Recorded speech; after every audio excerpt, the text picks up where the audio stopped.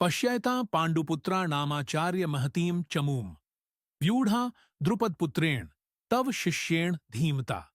सिर्फ दो पंक्तियां, लेकिन इतनी गहरी कि अगर हम रुके, सोचें और आत्मा से सुने तो ये श्लोक हमारी जिंदगी की सबसे बड़ी उलझनों को सुलझाने की चाबी बन सकता है। संजय युद्ध भूमि का वर्णन करते हैं और दुर्योधन कहता है, हे आचार्य, देखिए उस विशाल सेना को जो आपके ही शिष्य ने व्यवस्थित की है। दोस्तों, पहले तो जरा इस भाव पर ध्यान दीजिए, तव शिष्येण धीमता, यानी आपके बुद्धिमान शिष्य द्वारा। दुर्योधन यहां केवल सैन्य बल की बात नहीं कर रहा, वो आहत है। ये सिर्फ रणनीति नहीं, ये एक अंदरूनी संघर्ष है। गुरु द्रोणाचार्य का शिष्य धृष्टद्युम्न अब उन्हीं के खिलाफ युद्ध रच रहा है। यहीं से शुरू होती है हमारी आज की कहानी। एक ऐसी कहानी जो हर उस इंसान से जुड़ी है जिसने कभी भरोसा किया, सिखाया, साथ दिया और फिर वही रिश्ता सामने आकर चुनौती बन गया। आपने कभी सोचा है कि हम जिनसे सबसे ज्यादा जुड़ते हैं, अगर वही हमें तोड़ दें तो हम कहां जाते हैं? जिन्हें हमने समय दिया, ज्ञान दिया, अवसर दिए, अगर वही एक दिन हमारे सामने खड़े हो जाएं, तो हमारे मन में कौन सा युद्ध शुरू होता है? दोस्तों, जीवन में हर किसी का एक धृष्टद्युम्न होता है। वो दोस्त जो कभी सबसे करीबी था, आज सोशल मीडिया पर ताने मारता है। वो स्टूडेंट जिसे आपने गाइड किया, जो आज कॉम्पिटिटर बन गया। या फिर वो पुराना आप खुद, जिसकी बनाई हुई कुछ गलतियां आज आपके सामने चुनौती बनकर खड़ी हैं। इस श्लोक में दुर्योधन दुखी नहीं है, वो चौंका हुआ है, सतर्क है और विश्लेषण कर रहा है। यही सबसे बड़ा सबक है। महान योद्धा भावनाओं में बहते नहीं, वे भावनाओं को दिशा देते हैं। दुर्योधन ने सबसे पहले ये नहीं कहा, हाय विश्वासघात। उसने कहा, हे आचार्य, देखिए। यानी पहले उसने देखा, स्वीकार किया और फिर बताया। अब दोस्तों, यही कला अगर आज के युवाओं को आ जाए तो जीवन की कितनी ही जंगें बिना लड़े ही जीत जाएं।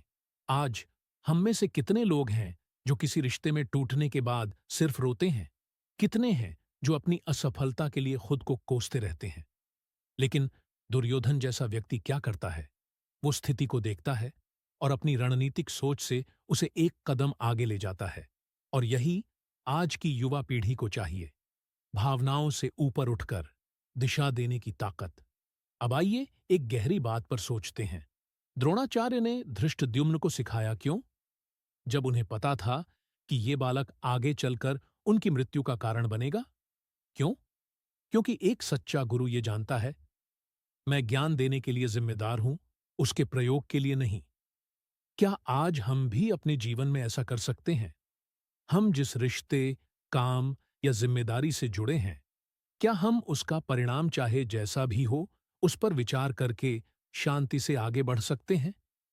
अब दोस्तों, कल्पना कीजिए, एक युवक जिसने अपने छोटे शहर से निकलकर एक बड़ी नौकरी हासिल की।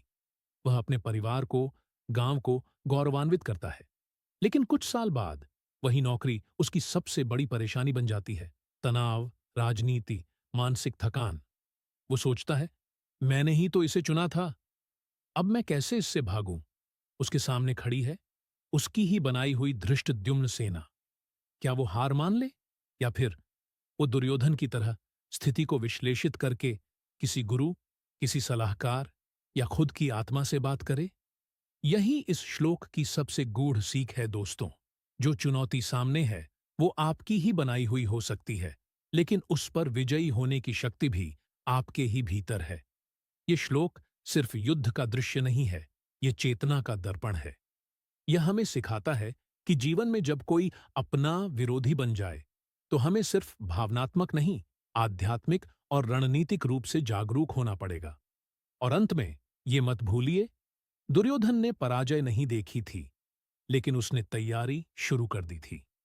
उसे एहसास हो गया था कि युद्ध बाहर नहीं, भीतर शुरू हो चुका है।